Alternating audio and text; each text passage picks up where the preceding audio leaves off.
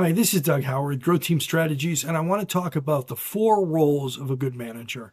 So as a manager, you're going to do a number of different things. You're going to have a number of different responsibilities, and there's 4 areas of emphasis that I see most coaches possess, all of in some respect. Some areas were stronger than others, and it's really good to make sure that you're developing those aspects of being a manager that you want. So the first role of a manager is a planner. Someone that has responsibility for a project or a budget or a team. And they're the ones that are looking ahead saying, okay, these are the goals. These are the objectives. These are the resources we're going to use, the time frame, the schedule, and this is how we're going to get things done. And so for many folks, being a really good planner is the first step in being a really good manager. The second part of being a really good manager is being a really good reporter. Really observing what's going on, understanding it, asking the right questions, making sure we probe a little deeper, make sure that we get the facts, and really be able to look at things to say, okay, I am understanding now that was the plan, but now let's categorize things into what actually worked, what needed some improvement, some things that are still unresolved, and really do a good job of reporting.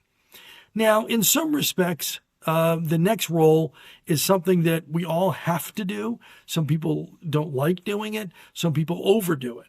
And that is the role of being the critic. And that's the one to say, well, if that was the plan and this is what happened, this was what transpired, what are the things that we accomplished and what are the things that we didn't? What do we need to be thinking about doing better the next time we do it? What are some skills that we need to develop? Where are we off the mark from where the plan was? But to me, the last role of a manager is the most important. It pulls these 3 together, but it allows you to invest in your people and to build the kind of culture you want, and that is to be a coach. And, it's important for a coach to realize that the coach is not the player. In fact, in many sports, if the coach steps onto the court or the field, there's a foul or a penalty. The reality is the coach must be successful through the people that are on the playing field or on the court. And at the end of the day, the coach cannot be successful if the team is not successful.